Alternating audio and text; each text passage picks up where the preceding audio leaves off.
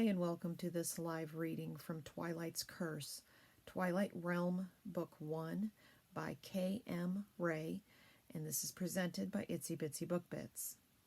Chapter 1, Nyx. Wake up, Prince Phoenix.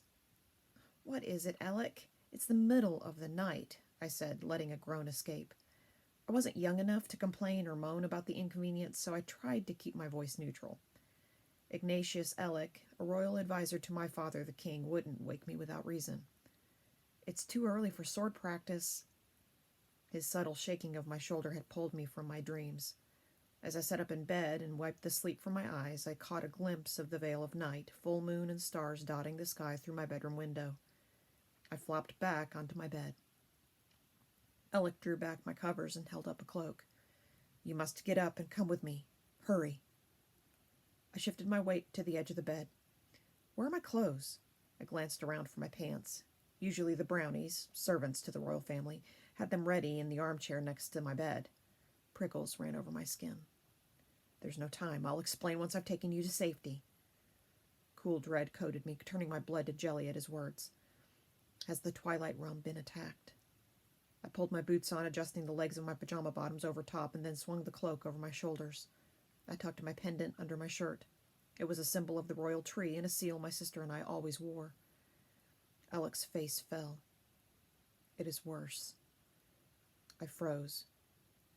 My parents? And then I thought of my little sister, only 6. Ziana? Her nurse has her. Come, Prince. There really isn't time, and I swore to your father I'd keep you safe. I held back a grunt and fastened the cloak with a bit more force than was necessary. Was the royal tree under attack? No one could breach the royal tree. It certainly couldn't be the brownies. They would never betray us. They would go against their nature, and no other elf in the Twilight Realm had access. Even Alec needed permission to enter the royal tree. The air sizzled and popped. Coco, the head brownie, suddenly appeared next to Alec. It was something I'd seen her do before, but it was still startling to have her unexpectedly pop into existence next to us. Like all brownies, she was tiny, only coming up to Alec's waist. She had long black hair, wide eyes, and a pointed face. Prince Phoenix, Royal Advisor Ignatius Alec, these are for you. Coco thrust a small black bag at Alec. He took it, then his eyes slid in my direction, and Coco nodded. Very well. Alec stuffed the bag into the folds of his robe. We must get the prince out of here. My family and I have kept the back stairs clear. They run straight to the kitchen's entrance. There is a door to the outside you can use. Thank you, Coco. The brownie nodded, then as suddenly as she appeared, she was gone with a pop. I shook my head. I knew the brownies had magic, but they were sweet, happy creatures who got pleasure from cleaning and cooking and remaining unnoticed. They seldom revealed themselves in the homes they inhabited and were able to pass through most, maybe all, magical barriers without issue. If the royal tree really was under attack, shouldn't the brownies be leaving? The image of the childlike creatures trying to defend the tree was so comical I had to struggle to keep my laughter from busting out of me. Guilt followed. My family and our home were in danger. I shouldn't find anything amusing, but the momentary distraction helped me focus and calmed my racing heart. I sobered back to the reality of my precarious situation. I followed Alec into the darkened hallway, lit only by an eerie glow from the occasional window. This way, he motioned me forward to the kitchen. I bit down on the questions and scenarios that surged through my mind, each unthinkable and impossible. We tiptoed down the back stairs that led us directly to the brownies' quarters. I didn't see any of them, but brownies by nature kept themselves hidden, perhaps invisible. I didn't know the range of their magic since they were so secretive. Experience and knowledge about their race told me they were keeping the path clear as Coco had promised. My attention was stolen by the sound of muffled cries and scuffling in the distance. I tripped down the last 2 stairs. Careful, my prince. My hands smarted from the fall, but I accepted Alec's help and bounced back onto my feet. I glanced down the corridor to the front foyer. The noises were coming from that direction. My heart froze in my chest. Were my parents okay? Had the royal tree really been breached? It was supposed to be impossible. The reality of the situation caught up with me, and my fists clenched. Who was threatening my family, my home? Coco's petite, childlike face popped through the kitchen door, pulling my attention from the foyer. She looked only a few years older than my sister, though it occurred to me that as the head brownie of the royal tree, she had to be at least 100 years old. No one knew for sure. The brownies rarely told elves personal information. Coco waved us through the kitchen. "We've kept the kitchen safe," she said, nearly running to keep up with Alec's long strides. Again, the image of Coco and the other brownies fighting off invading forces entered my mind, leaving me with a scowl. I didn't want any harm coming to these childlike creatures. What could they possibly do? Hit an attacker with a frying pan? Polish the floor to such a shine that whoever was attacking the tree would slip and fall? That might be kind of fun to watch, but I still couldn't imagine the innocent creatures ever fighting. Alec turned in time to catch the twitch of my lips. "Do you have something to add?" I just wondered what a brownie could possibly do to fight off an attacker." Alec grunted. "More than you think." Coco stopped in front of me and planted her hands on her hips. "Never underestimate the power of nurture." I gave her a quick nod and then padded after Alec. I kept my expression neutral, but inwardly I continued to question their defensive or offensive abilities. The distraction helped keep me from worrying about my family. A cluster of brownies peeked their heads above the kitchen counters and watched as we passed, their eyes wide like amazed children, but their lips set grimly. I didn't know how many brownies the royal tree housed, but seeing so many of them surprised me. Alec paused at the door we'd just come through and peered back into the corridor. Voices drifted toward us. "Check every room," a deep, gruff voice carried into the kitchen. "Lord Lesky wants the whole family." "Yes, sir," a younger-sounding male voice replied. "Elves, loyal to Lesky and Serena Dion." Alec muttered. His words were coated in curtness, giving them an edge. The royal advisor hurried away from the door, pulling me along with him. Coco scuttled ahead, leading us to the back exit out of the kitchen and out of the tree. Footsteps from the hallway reached the kitchen. I glanced back as the door leading to the corridor opened a crack. The brownies were all focused on the sound as well, moving from behind the counters to form a line in front of the door. They really were going to fight for me and Alec. Did they even have a chance? "Now, you must go." Coco forced us the last few steps toward the back exit of the royal tree. "We'll protect you." Alec and I stumbled outside just as a blinding flash of light from the kitchen lit up the darkened forest around the royal tree. Before I could look back, Alec grabbed my sleeve and yanked me to follow him through the underbrush. I hoped the brownies were safe and hadn't lost their lives to whatever power was thrown at them. Our feet padded noiselessly over the soft ground. The sound of the river gently trickling by as it ran past the royal tree felt oddly comforting, but I couldn't see it because of the thick fog. We moved with stealth toward the dense foliage, the leaves and branches from closely growing trees pressing against us. Alec nudged me away from the tree, and I followed with reluctance. I still had no idea what had happened to my home and my family. Curiosity filled my thoughts. I couldn't leave my family, no matter what the advisor had said. My family came first. I paused and turned around. I had to go back to the royal tree and help my parents and sister. A glow up ahead pushed through the fog, and it called to me. Alec was next to me a moment later and tried to lead me away from my home to stop me from walking toward the royal tree, but I ripped free of his hold. But before I drew near, I stopped and crouched behind a bush, my eyes riveted on a small crowd forming in front of the royal tree's main entrance. Among them were Lord Lesky Dion, his wife, Lady Serena Dion, a few soldiers, and my parents. Hadn't Lord Lesky come to the royal tree and sought audience with my father only a little while ago to request reinstatement to the Twilight realm? He and his wife had just returned from their exile to the Night realm. They had instigated resistance against the monarchy before I was born. Now, seeing the soldiers trolling my parents as if they were criminals turned my stomach. Was this why they returned? To take the throne from my parents? To finish what they had started before they were banished? Impossible. The line would never be broken unless every last member of the royal family was murdered. Alex settled in beside me, navigating with such stealth that the bush didn't even move. "My prince, we must leave," he whispered, his warm breath tickling my ear. "I promised your father I would keep you safe." "Alec, my parents," I pointed to the front of the royal tree. "Did you know they were taken? That the royal tree was breached? That this was happening?" I managed to keep my voice low, but felt my anger rise with each question. It wasn't Alec's fault, but my parents were captives. Held by elves, they should never have been allowed back into the realm. Alec looked at the ground and shook his head.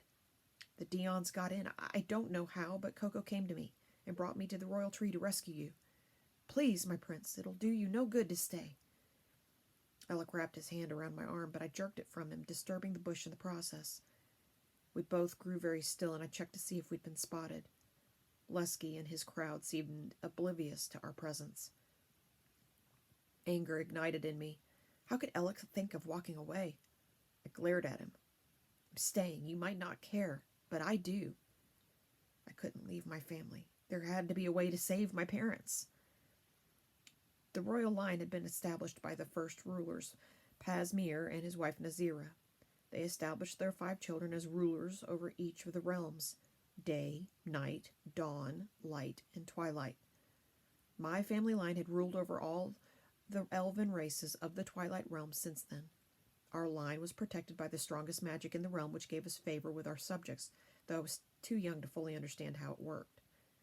The royal line would be protected. I felt confident of this. There was no need to rush away like Alec wanted. My parents' abilities would subdue Lesky and his followers.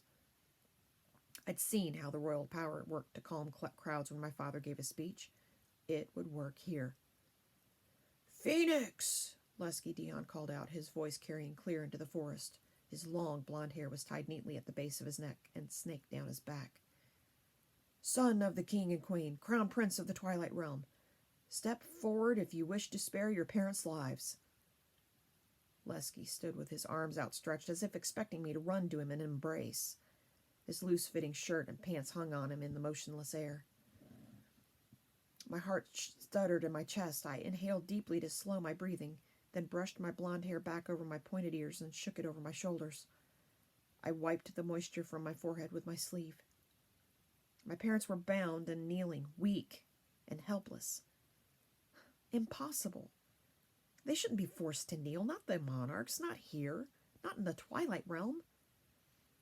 Lesky had once been a high servant of my father's, but due to his rebellious behavior, he and Serena had been expelled to the Night Realm a long time ago. They'd recently returned, however, asking for redemption, and the king and queen had given it to them. My gut churned seeing my parents' state. It had only taken the traitor and his small squad of soldiers a matter of hours to somehow break into the royal tree. From the look of them, dark hair and creamy skin, the members of the squad were all from the Night Realm. Twilight Realm elves usually had lighter brown to blondish hair and a warmer golden skin tone. I shook my head in confusion. It was impossible to enter another elf's home. Access to an elf's tree was tied to our magic. I'd place my hand on the marker, and the magic within the tree would recognize mine, allowing the doorway to peel back, giving me entrance. If I didn't have access, or if the tree's magic didn't read mine, then the tree would remain sealed.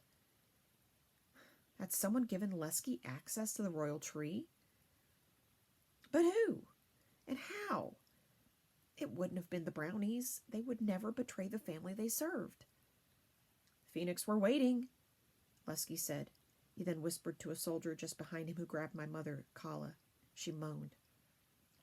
"No, take me," my father, Alistair, cried out. "Kala!" He struggled against the elf, holding him down. The guard raised my mom to her feet, and she did not protest. I watched her vibrant blue eyes dart wildly as the elf's arm encircled her waist. His other hand raised a sharp blade and pressed it to the main artery in her throat. A cry escaped her mouth as a drop of blood, red and precious, trailed down her neck, reaching the collar of her nightdress.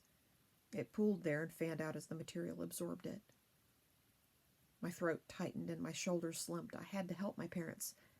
I had to do something, but it would be more than a century before I was recognized as a mature adult elf.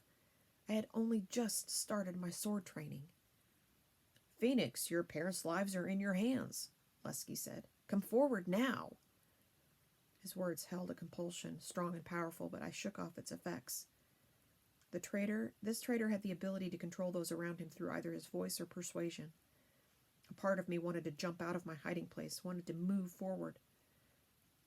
Sweat trickled down the sides of my face in an effort to fight the pull of Lesky's power. I closed my eyes and calmed myself.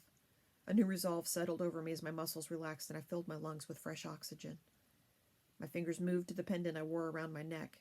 I bore the symbol of my lineage, the tree of life, the royal tree, planted by the first royal family next to the river that ran only a few steps from me. Phoenix, I am a reasonable man, but you have pushed me beyond my patience. Lesky turned sharply to the guard holding the queen. Finish her. With a swift movement, the guard's blade sank smoothly into my mother's soft flesh. No! An internal roar rose from my depths. Then I heard another howl, this one aloud in my peripheral vision. My father leapt forward against the elves who held him. My mother. She crumpled to the ground. Raw terror engulfed me as her blood flowed like a fountain, saturating the earth. She struggled, gasping, her eyes roaming wildly, helplessly. Mother, I whispered. Her eyes found me. I could read the pain in her expression and see her mouth move slowly. I love you. Live. Her body stilled and the spark of life left her eyes. My heart pounded as I reflected on my mother's final wish. Live? How could I? I just failed to protect her. My father's sobs filled the forest. The regular sounds of nature dimmed as if observing a moment of silence for their fallen queen. My tears fell, and I turned from the sight. Alec gripped my shoulder. My prince, I wanted to spare you this. I nodded. I'm sorry. We should go. No, I can't. My father's still there. Sobs threatened to rip from my chest, but I held them back. I'd save them from later. When my father, my sister, and I could mourn together. Hope, the expectation of a chance, hung in the air. Certainly now my father would exert his power. I stilled my emotions and looked back at my mother's body, limp and lifeless. My father had crumpled at her side, but was unable to hold her while Lesky's shoulders restrained him. My eyes settled on the gloating Lesky, and this time I didn't sense fear, but an ominous power creeping toward me. I drew on all my senses and dug my fingers into the dirt to keep myself stationary. If not, I might come out of hiding. I couldn't let that happen. Lesky grabbed a fistful of my father's hair and yanked his head back, exposing his throat. He brought his own knife to the king's neck. Last chance, Phoenix. His hand didn't flinch as his eyes scoured the foliage, searching for me. Phoenix, my dad called, his chest heaving with effort. My son, run! My life, your mother's life, we are nothing. Run! His breath came in quick gasps. It's not your time. My skin tingled and I felt frozen. My father then pushed forward, lurching as he stood up. With that movement, Lesky's knife slid to the king's chest. No one takes my life, King Alistair declared. I give it for the Twilight Realm. Let the elves know that their king was not slain, but sacrificed his life for them. The king brought his bound hands up to the knife and thrust his chest upon it, falling forward. He stumbled, taking Lesky down with him. Father, I mouthed the word as tears flowed freely down the sides of my face. My parents, at the entrance of the royal tree, maybe 20 steps away, lay dead. Come. Alec placed his hand on my shoulder again, and this time I did not resist him. Slowly and with careful steps, we walked into the dark forest until I could no longer see the royal tree or hear the river that ran next to it. The emptiness of the dark night consumed me. My parents were gone. I cried silently as we walked into the older part of the forest. The trees grew close here, but Alec navigated a path with ease. We came to an old tree that had expanded to a greater circumference than the royal tree. Alec placed his hand over a carving in the wood, and in response a door peeled away, revealing an entrance. This was his home, and it was massive. Trees that elves inhabited were always larger on the inside. It had something to do with the way our magic connected with the earth and nature. I followed Alec through a maze of corridors to a room containing towers of boxes and books. He walked through a small pathway between these towers to a desk where he settled into a soft chair. Alec pointed to a chair on the opposite side of the desk. Have a seat. Now that my tears had subsided and I noticed a small greenhouse bulging outward behind Alec. From the outside, it probably looked like a large root extending from the base of the tree. Alec bent low. I heard the soft shush of a wood ran against wood.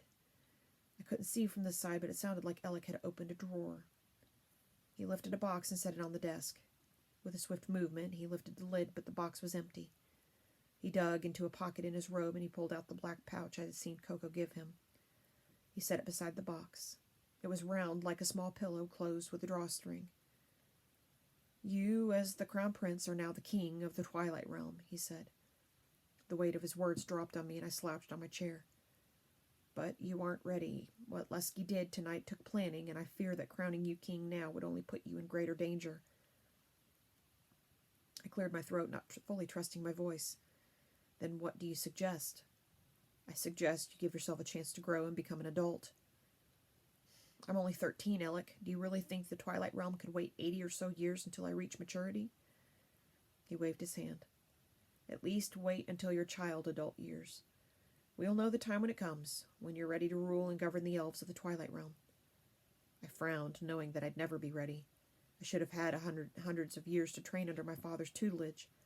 I was pathetically unprepared. Alec opened the black pouch and laid a series of royal objects on the desk.